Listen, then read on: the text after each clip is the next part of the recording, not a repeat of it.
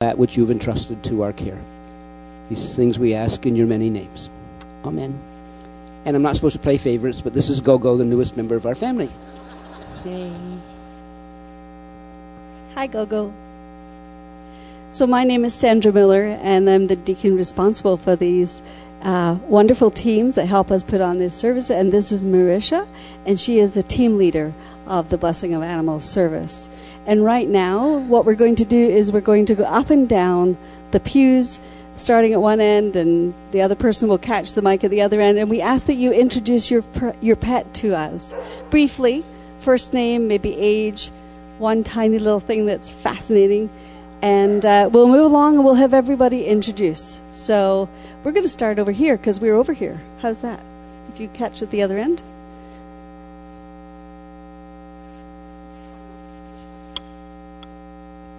This is Scampy, and she's 5.5.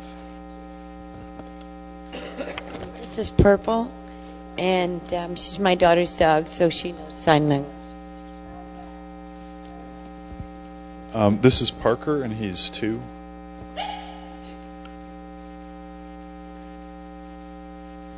This is Mookie. He's 4 years old, and he's a rescue.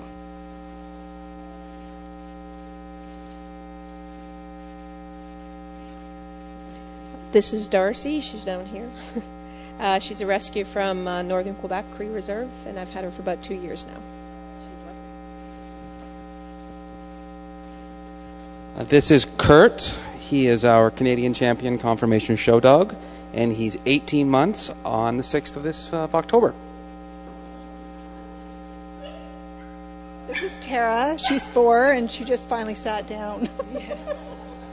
She's a big doggy. Hi. She's Ronka, and she's 2.5 years old.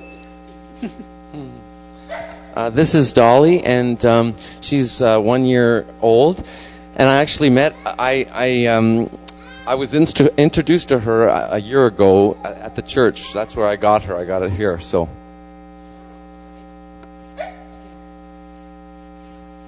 This is Otis, and he's 6 years old.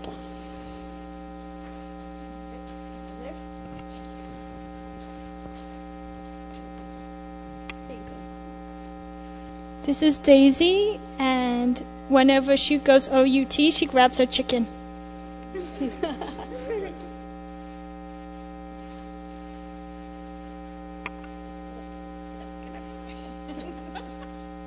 is my lazy dog, Ellie. Ellie's a 5-year-old cockapoo, and she loves to go to choir practice.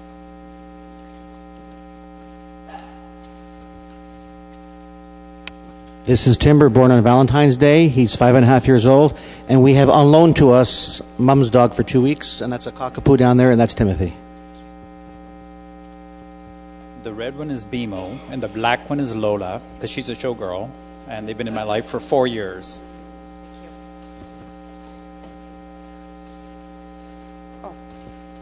This is Floyd. He's a Min Pin Chihuahua cross. He's 11 and a half.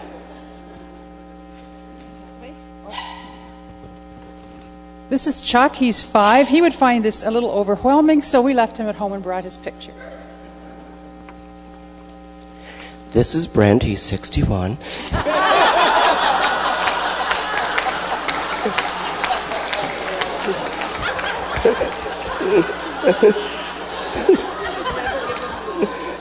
And Buddy, who is 11, and Pookie, who is 9, and Gogo, our newest addition, is a rescue dog, and she is 8 months old.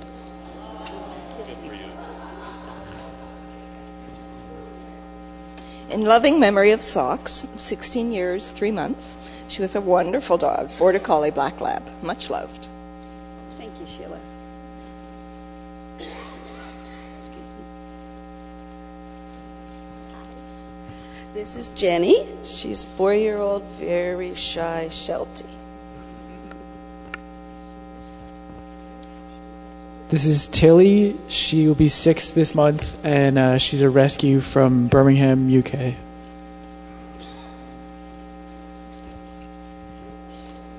Hi, this is Ty, and he's two years old, and he's a rescue. He's a Lhasa Shih Tzu mix. I have on my phone here a picture of my two little sweethearts, Roxy and Aggie, my cats. And this is Buddy. Buddy came to us when he was a year old, and he just turned 5.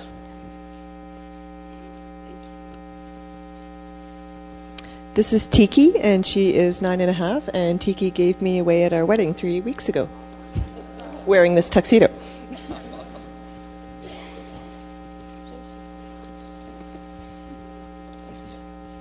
Yeah, my 4-year-old Liddell-Shire Yorkshire Terrier is Gongju, is meaning princess in Korean, but she is born in Canada, so she's bilingual. Very nice. This is Katie, the Dalmatian. She's 13 years old. She was a rescue, and we have 2 cats at home, Lola and Chloe.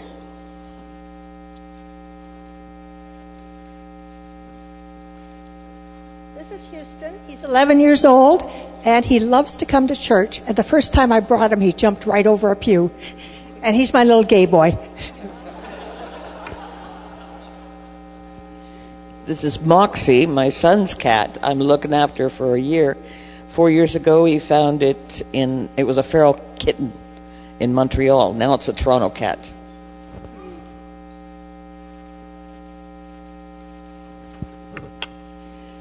This is Macduff. He's a 2-year-old Sheltie, and he's used to sitting in pews because we have one of the pews that used to be up there.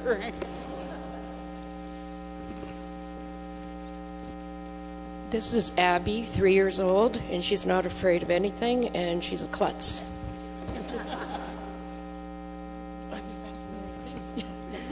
This is Quincy. He's a 5-year-old bi-black Sheltie, and his best friend is a 14-year-old Manx Cross cat.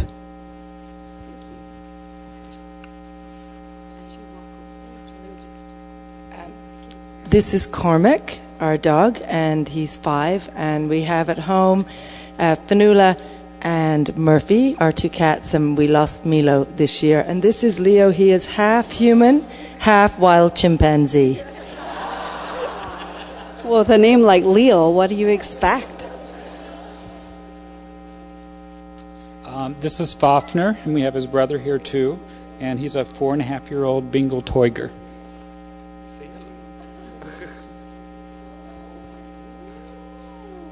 This is Atenko. He's also 4.5, and also a Bengal Toiger.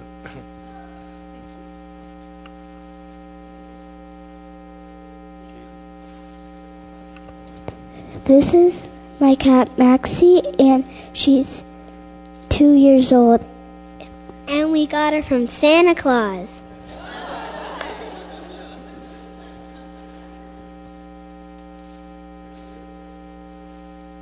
Hi. Well, thank you. This is our cat Franklin, the family cat.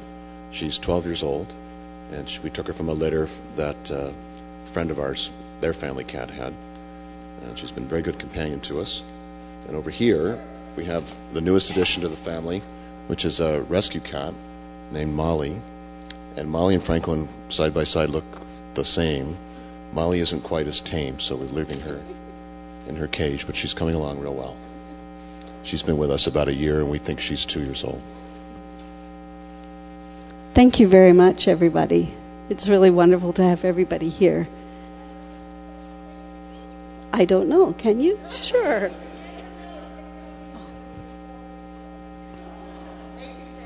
My claim to fame. I think we're done on that part. And Rowan's all set, of course.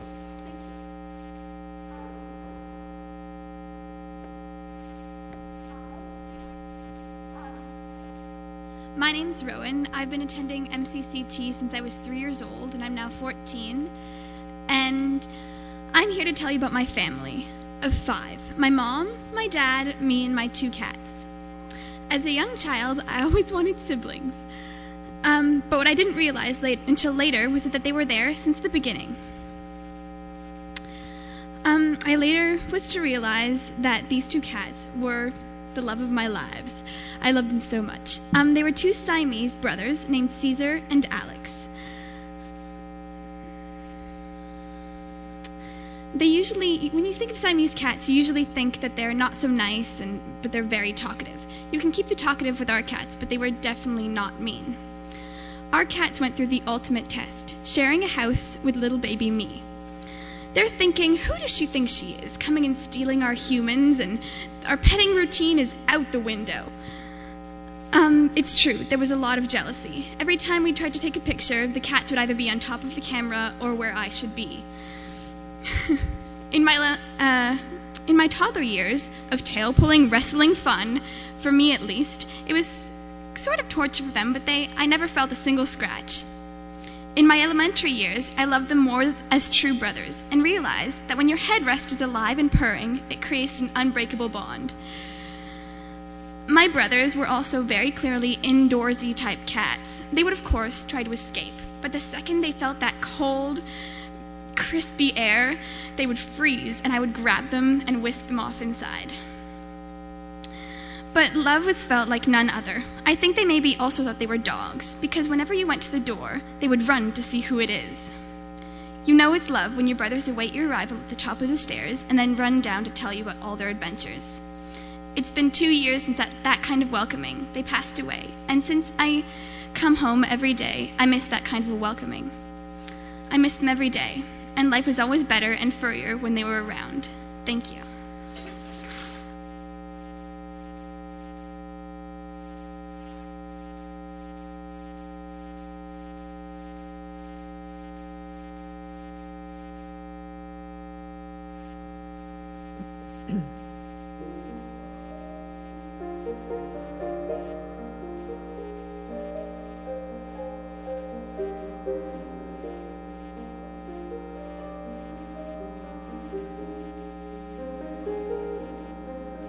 And I never thought I'd feel this way.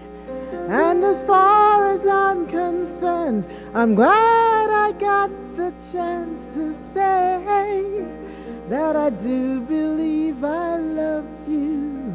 And if I should ever go away, well then close your eyes and try to feel the way we do today. And if you can remember, keep smiling, keep shining, knowing you will always count on me. For sure, that's what friends are for good times and bad times. I'll be on your side forevermore. That's what friends are for.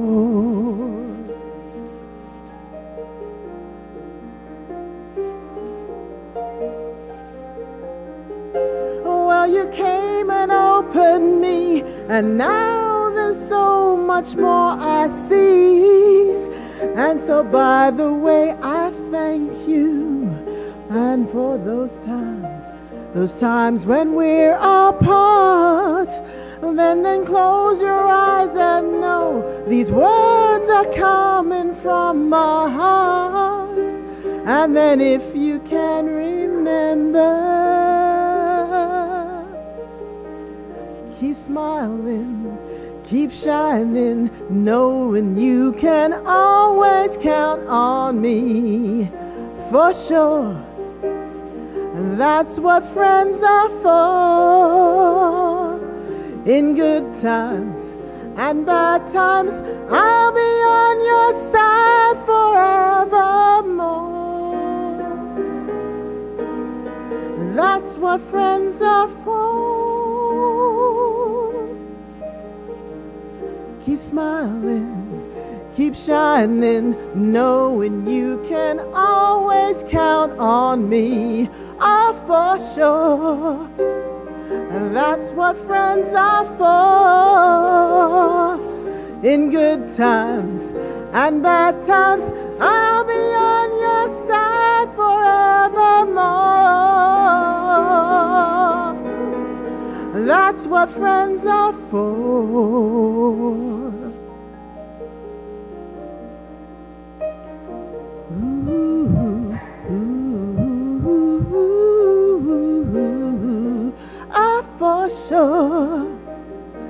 That's what friends are for.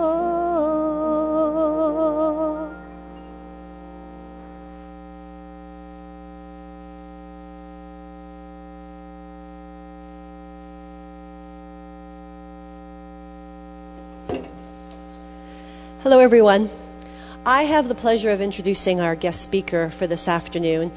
And while this is an opportunity for us to celebrate all of our furry family members, as I like to call them, I also think it's important that we're reminded of all of the different animals and creatures around the world. So we have the privilege of having Rob Laidlaw here this afternoon to speak to us. And he is the founder of the wildlife protection group Zoo Check Canada. And he spent more than 30 years campaigning to protect animals of all kinds. His work has taken him from Canada's north to tropical Asia and includes more than 1,000 visits to zoos around the world. He is a chartered biologist, avid outdoorsman, and he is a cave explorer. And I have been a member of Zoo Check Canada for many years and get to see all of the different bulletins that come out. And the things that really impress me about Zoo Check Canada is that while they're about advocacy, they're also about education. And Rob has 3 books that he has written, one which is just coming out this month in October. And he really focuses the message to children also, so that kids can understand the importance of recognizing the welfare of creatures around the world and some of the more compromising situations that they find themselves in, some cases just for our entertainment, and what we really don't realize what's going on behind closed doors or behind the theater curtain. His books that he has written one is Wild Animals in Captivity, and if you're familiar with Bob Barker of The Price is Right, who is a big animal advocacy man, he's commented on this book written by Rob. He also has, it's actually this next one, On Parade, The Hidden World of Animals and Entertainment. So I was just referencing. And his latest book, which I said is due in October, is No Shelter Here, Making the World a Kinder Place for Dogs, something that I'm sure all of us have a big heart for. This book is not yet available, but if you go to the Zoo Check website, you can order that book. And the Zoo Check website is actually in our order of service, so you know where to reference it if you'd like to. I also had the possibility and the pleasure of seeing Rob's pictures that were to be included in his talk this afternoon. But I think since the first time we've had our wonderful new projector system, a bulb has blown, so we do not have any photos or any pictures for our service today, which is a shame. So Rob, those shots, we'll do is see if there's some other way we can get them to you, because some of the pictures are quite stirring, and I think images also provoke a lot. So Rob, thank you. I'm sorry that you have to make do without the photos, but I know you'll do wonderfully anyway. So everyone, please, Rob Laidlaw from Zoo Check Canada. If any of the little furry people can't see, please raise your paw. A few years ago, I did an event with Rex Weiler, who was the co-founder of Greenpeace International, and he said that sometimes it's okay to just get out there and give a few words that sort of rally the troops. And I expect that that's the case today, because I'm sure that everybody today in this room probably thinks the same as I do. So what I wanted to do was not dwell on the sad things that I deal with in my daily work. I wanted to tell you a few inspiring stories, 2 of them that don't have anything to do with dogs, and then a bunch that do, because as Maricia mentioned, I've just written this dog book, and throughout the book I talk about dog champions. These are young people who have done wonderful things to help dogs, and I wanted to tell you a little bit about some of them. But first I wanted to tell you about 2 extraordinary people that show you the continuum of people that are trying to help animals that I think are really impressive. About 7 or 8 years ago, I got a call at my office from this guy who said to me, I've got these 3 bears right near where I live, and they're in this horrible little enclosure. What do I do? I've contacted every humane society, every animal group that I can think of in my area. I've written letters and no one will help. And I said, well, I'll send you a bunch of information, but ultimately you've got to do it yourself if no one else will do it for you. And he said, I'm willing to accept that responsibility. And really, if you take anything away today from what I say, it's about accepting responsibility to play our part, however big or however small, in solving the problems that are out there facing animals. Anyways, I sent this person a big stack of information, probably about 4 inches thick, and usually when I do that, I never hear from anybody again. Well, 2 years later, I hear that this guy had convinced that facility to give up the bears. He had another facility built in another state. He had arranged for an airline to transport these animals, these 3 bears, for free. He had done everything, this whole very sophisticated campaign, and I thought, wow, that's amazing. This hardly ever happens. You hardly ever hear back from these kinds of people. And it was a number of years later that a friend of mine who works in California, because this is where that guy lived, who did this whole bear campaign, and he goes, oh yeah, I remember that guy. His name was Justin Barker. And I said, yeah, that's him. How's he doing? He goes, well, he's really good. He's turned into a really good activist. He was really young when he did that bear thing. And I said, well, how young was he? He goes, because I had always thought he sounded pretty sophisticated. I thought he must have been a university student or something. Well, he goes, he was 12 years old. He had done this whole campaign. He had said, I'm going to accept responsibility for doing something because nobody else will. He did that whole thing. He didn't have Hollywood parents. He didn't have a lot of money. He had never done this before. But he said, I'm going to accept responsibility, and he did it, and it had a wonderful outcome. And I've met so many other people like that all over the world. Now, I want to tell you one other end of the spectrum. I met this guy a number of years ago. And he had written a book called Living Trophies, and he was interested in zoo animals. So he had written this book. He'd driven all around the United States looking at 120 zoos and outlining the problems because he thought he could play a role in trying to remedy some of the situations these animals are in. Well, before I met him, I had all these conversations, and this guy was sharp as a tack, and he was full of energy and everything. And he says to me, it's getting tough. I don't have any money. I live in a trailer park in Texas, and this was the first I'd heard. And he said, all the people around me are so old, it's like they're all just waiting to die, and they have no energy. And I'm sitting here thinking to myself on the other end of the phone, he lives in a trailer park. He's talking about age. He's mentioning it more and more. I said, how old are you? He goes, I'm 83. Well, here's this 83-year-old guy. Sure, he was mobile, which is probably a good thing if you're 83, but he decided he also had to accept responsibility and try to deal with the problem. And he did it. He hopped in his car at 83 years old. He drove at his own expense around the United States. He put together this manuscript. He took it to a publisher, and the book was published, and he made a difference. And there's so many people in between the 12 and the 83s that I've met. And when I was writing the book, No Shelter Here, Making the World a Kinder Place for Dogs, I met so many of these people, many of them very young, that had done these wonderful things. One of them is Claire Abrams. She actually has parents that moved to India quite a while ago, and at 12 years of age saw that there were huge problems with street dogs in India. Lots of dogs. If you've never been to a country like India or Indonesia or Africa, you'll know that you may not know that there's loads of dogs that live on the streets and eat garbage and just survive however they can. In fact, most dogs in the world are those kinds of dogs. A smaller number, the minority, are actually owned dogs that are living in people's homes. But she saw this problem and nobody was doing anything about it, and she decided, I'm going to do something about it. And that led her and her parents to form the Animal Aid Shelter, which now covers 4 acres in a city called Udaipur, and they help hundreds and hundreds of street dogs every year.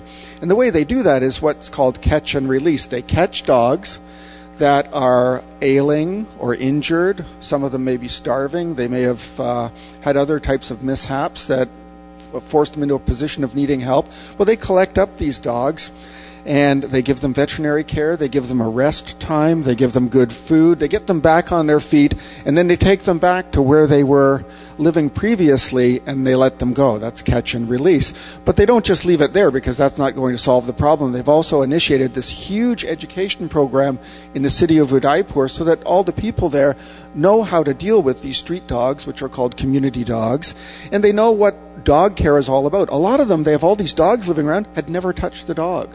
except to maybe throw a stone or a stick or something at the dog. So Claire Abrams initiated this whole project in Udaipur. Another young woman I met, Achala Pani, who took the cover picture for my new book, lives in Bangalore, and just of her own accord, she started this project because she saw a need to help puppies in the streets, because so many puppies were dying. There was an 80% mortality for puppies in the first year of life. She has now adopted out over 1,000 puppies to good homes, and her project is growing and growing. And this is just a young person who, again, has no money and had never done this before, that accepted responsibility. I just want to tell you about two more people that I feature in the book. There was a young girl, 10 years old. Her name's Monica Plum. She lives in Florida. And she was watching television one night, and she saw these fire department personnel on this news piece trying to apply an oxygen mask to a dog that had gone unconscious due to smoke inhalation. And I actually have my own experience. One of my cats was actually featured in the Toronto Sun, was in a house fire, an apartment fire, and was behind the toilet when the firemen found him and had to put the oxygen mask. So I could relate to what Monica Plum was thinking when she saw that cast. Well, she said, this doesn't make sense. These things don't fit these dogs. You know, a lot of the dogs and other animals are dying. So she decided to start a project called PetMask.com, and she now supplies hundreds of pet masks, these surgical pet masks for firemen and other emergency services personnel who may encounter animals, to actually resuscitate animals. She was 10 years old when she did this, and she's not that much older now, but she saw the problem and said, I'm not going to turn away from it. I'm going to do something about it. And I'll just tell you one more that I featured in the book, because I think there's a real role for clubs and organizations and schools to get involved. There was somebody in Medford, Wisconsin, at the Medford Senior Middle School, that decided they wanted to help dogs at the local shelter because the adoption rates weren't very high. So they started the Animal Advocates Club, and they put together public service announcements that have aired on TV, and every student accepted responsibility to place one animal for a certain period of time. And they've now placed hundreds and hundreds of animals. So I've met all kinds of people like this all over the world. And there's a real role for all of us to play. You know, a lot of us think, what can we do as individuals? Well, we can actually do a lot. And it doesn't need to be the big things. We can do a lot in our personal lives. We can do a lot in our lives as employees or workers. We can do a lot in our educational institutions. Or if we have the capacity and the opportunity, we can sometimes do things for our town or city or country, or even on an international basis. But I think the important thing to do is to accept responsibility at some level and to say, yes, animals need our help. I'm going to accept responsibility. I'm going, even if it's in a very small way, going to make their lives better and this world a better place for them. And I think when you do that, you become part of this collective that many people don't even know exists. There are people who have said that all over the world. I've met them in India and Africa and Indonesia and Australia. Everywhere in the world, there are people just like us saying the same thing. I'm going to help my own dog. I'm going to help my community dog. I'm going to work on this bylaw. I'm going to do that. There are thousands of people, and collectively, it has a tremendous impact on animals. And certainly we can get involved here in Toronto. There's all kinds of initiatives. There was just recently a pet store bylaw that was passed to stop the sale of live dogs and cats, which I think is a good thing, because it stops that buying of animals without any kind of process for people to go through where they can rethink what their decision is. There's a shark fin ban in place. We're trying to get the Toronto Zoo elephants down to a sanctuary in California where they can have hundreds of acres of space to roam. There's all kinds of initiatives like this in Toronto. There's all kinds of initiatives like this in almost every other municipality. And it's certainly within the capability of any citizen in any town or city to bring forward initiatives like this if they feel there's a problem. So I guess if there's one message that I have, it's about responsibility, making the world a better place for animals. Accept responsibility at some level, and you really can make a change. You really can. You really can affect the lives of others who can't speak for themselves. Never accept the status quo. The status quo is not acceptable for animals in any area of our society. We have to make things better, and the only way that's going to happen is if we all accept responsibility and we all work as a collective and we make that change happen. You're not alone. And let's make sure that none of them are alone either. So that's my message, and thanks for inviting me today.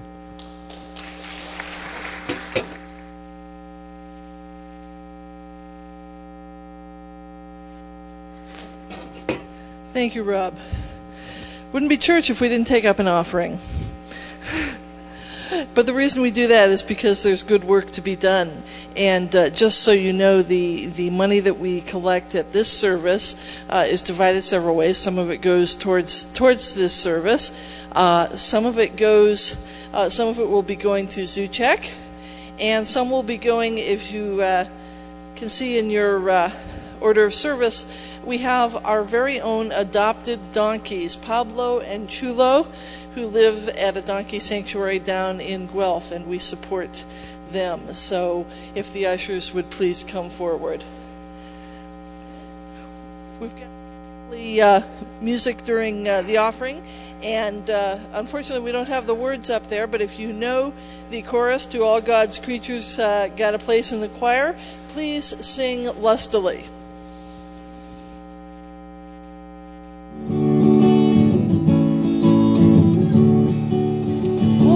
Preachers got a place in the choir. Some sing low and some sing higher. Some sing out loud on the telephone wire. Some just clap their hands, their paws, or anything they got now. Oh, God's preachers got a place in the choir. Some sing low and some sing higher. Some sing out loud on the telephone wire. Some just clap their hands, their paws, or anything they got now. Listen to the bass, it's the one at the bottom where the bullfrog croaks and the hippopotamus moans and groans at the painted yew. The old cow just says moo.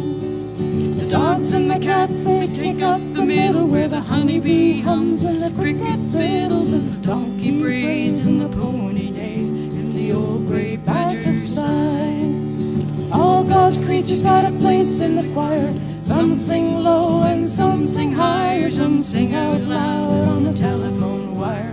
Some just clap their hands, their paws, or anything they got now. Listen to the top with the little birds singing, and the melodies and the high notes ringing, and the hoot owl cries over everything, and the blackbird disagrees. Singing in the nighttime, singing in the day, and the little duck quacks and he's on his way. And the otter hasn't got much to say, and the porcupine talks to himself. All God's creatures got a place in the choir. Some sing low and some sing higher. Some sing out loud on the telephone wire. Some just clap their hands, their paws, or anything they got now. It's a simple song of living sung everywhere by the ox and the fox and the grizzly bear, the dopey alligator and the hawk above, the sly raccoon and the turtle dove. All God's creatures got a place in the choir. Some sing low and some sing higher. Some sing out loud on the telephone wire. Some just clap their hands, their paws, or anything they got now.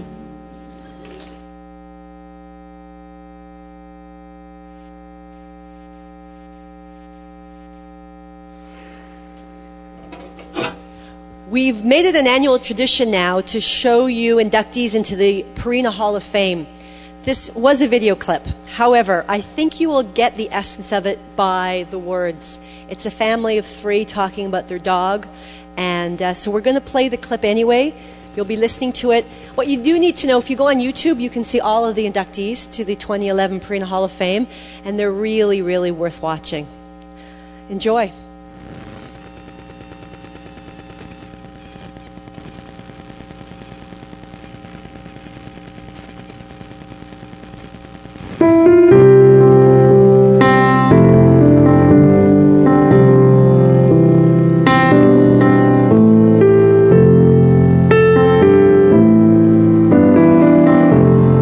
Been searching for probably 4 or 5 years, looking for a family dog, and I knew what type of breed I wanted, but just couldn't find, the dog we wanted. One night, Linda and I were out. We stopped by a pet store and bumped into Chaos, and we thought about it for a little bit and realized he was the one.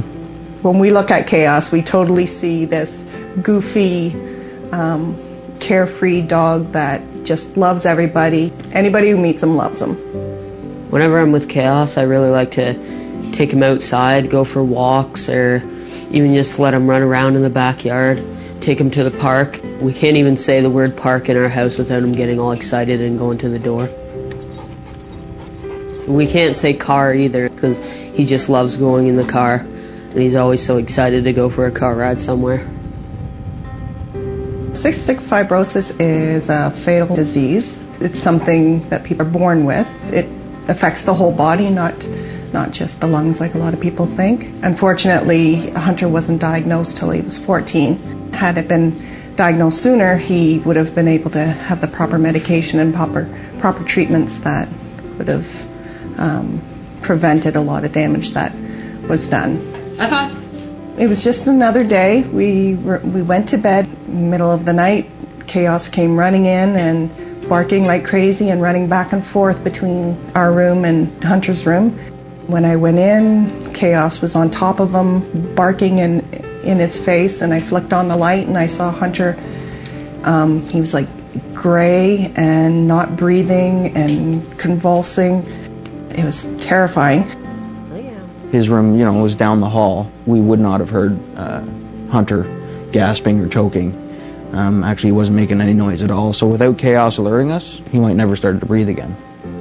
Jason, my husband, phoned the ambulance and they came. Hunter still wasn't responsive when they got there. Eventually, he kind of came to. I just remember at 2 or 3 o'clock in the morning, waking up on my bed with a paramedic standing over top of me, like hooking me up to stuff. And then he's told me, he's like, just calm down, it's okay, we're just going to bring you to the hospital. And I was completely confused because I didn't know that anything had happened. Even with the paramedics coming in, Chaos still stayed calm right beside Hunter.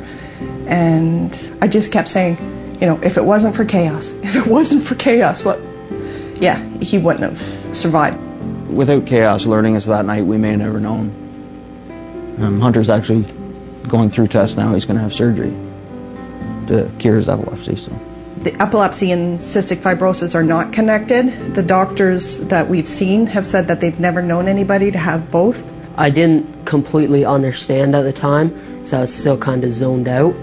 But I was really worried that I just woke up in the hospital and then they said that I had a seizure, and if it wasn't for Chaos, I wouldn't have probably been living. He's a brother to me, but he's a hero to me because he saved my life. Since that time, Chaos is by Hunter's side at all times. And when Hunter's having a particularly bad day, because he can have up to 7 seizures a day, if he's having a bad day, Chaos is glued to him the whole time. To have Chaos inducted into the Purina Animal Hall of Fame, it makes me feel good because Chaos is being recognized, but I think that it's more for Chaos because he was the one that did all the work to deserve it. I am so thankful that we found Chaos, or that he found us, because without him, we'd be without Hunter right now.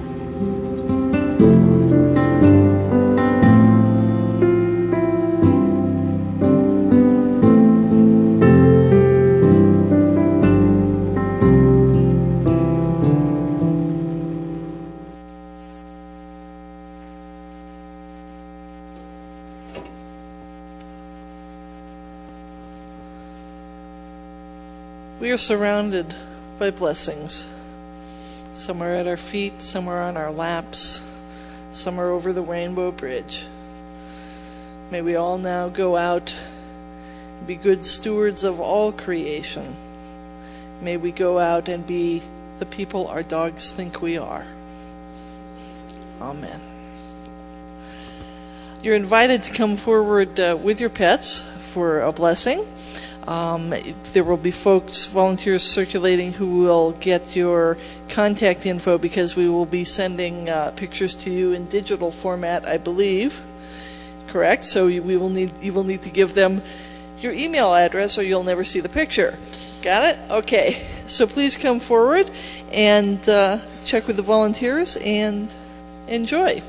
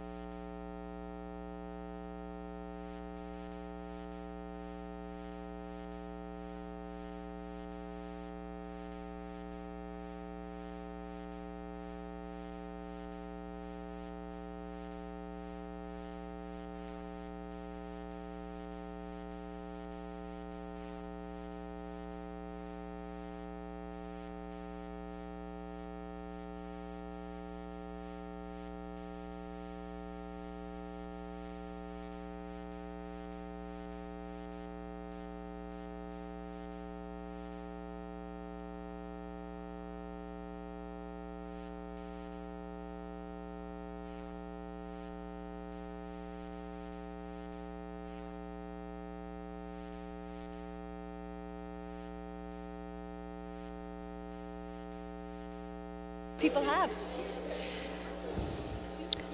If anyone still hasn't had any photos or a blessing, come forth, please. And if you have, the photos will be available on our website. We'll send you an email to let you know that they are there. Yeah, it'll be on the Picasa site. And we'll also try and get the slides from the service posted also. So thank you very much, everyone. There's lots of treats, cat and dog treats. Please don't be shy. Take lots of them, please. Compliments of Global Pet Foods. Thank you. Yeah, and Sandra picked up Houston when he was born.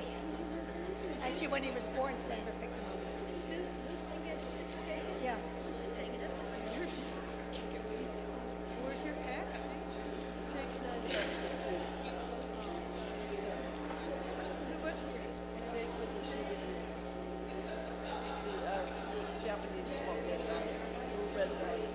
Okay, I lost my cat. About 2 or 3 years ago. I'm still crying.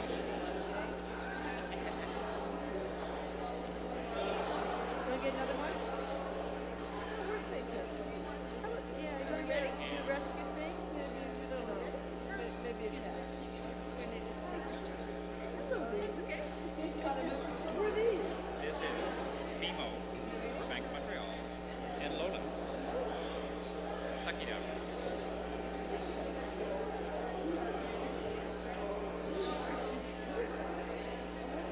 Ferocious Dobermans. They turned 4 in July. They're sisters. Yes. Yeah, I learned afterwards that sisters are the worst of companies. You never figure out. Yeah. Well, they're siblings. So you should never really get siblings. I didn't know that. And they had some pretty bad fights between, look at the back of her neck, the white spot. But some terrible fights between 1 and 2 when they were coming in. And then we got that fixed. End of problem. See, she has a little bald spot on the back still.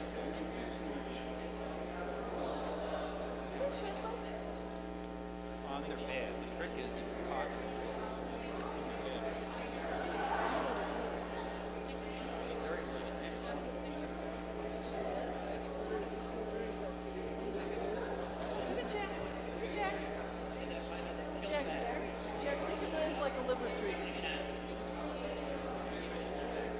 Jack, make a noise like a liver treat. We'll get their attention.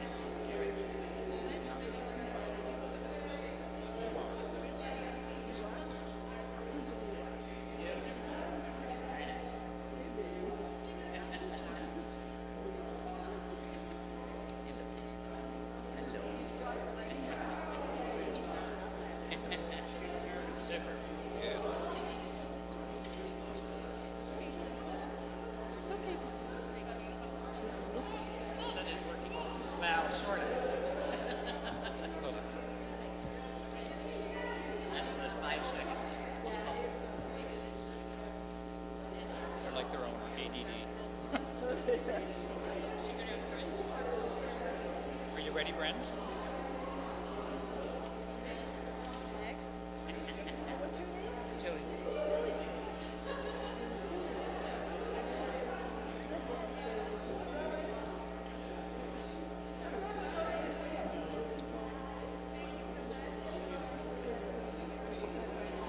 So this is the cutest little dog. I saw him in the middle of the service get up and lick the person's face in front of him. Spontaneous. Isn't that cute? Thank you. This must be a girl. I think.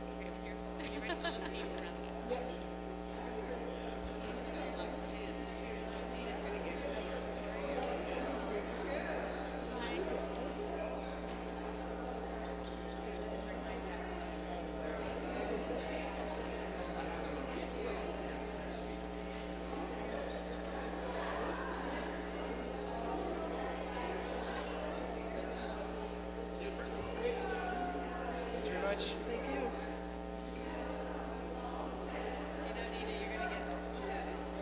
Well, that's okay. Hello. He's been blessed already. I just want to thank you for the message about my mom dying. And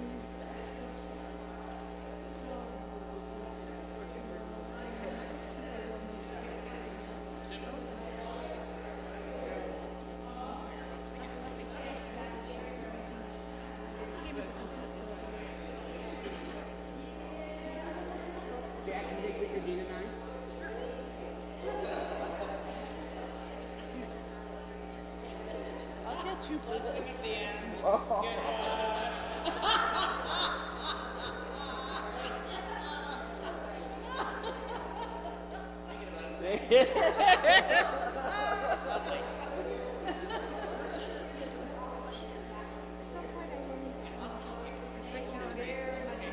In denial. So I'm going away for the break. Forget everything from what has happened. So thank you for your call. I really appreciate it. I'm sorry I didn't hear about it sooner. Are you able to go back and join the Tuesday night group? I'm sorry. It's the best one going. Of course. And actually, I signed up for that one because I know, what's her name? One of the people in the group. Francis. I've known Francis for years, and I thought that's a group I want to do. I'm just not there. Yeah, okay, thank you. Well, I think it's when if you feel like it later on, you can drop back in. That's fine. Yeah. So. Oh. How'd you do that, Brian? That is the cutest little face that she's making.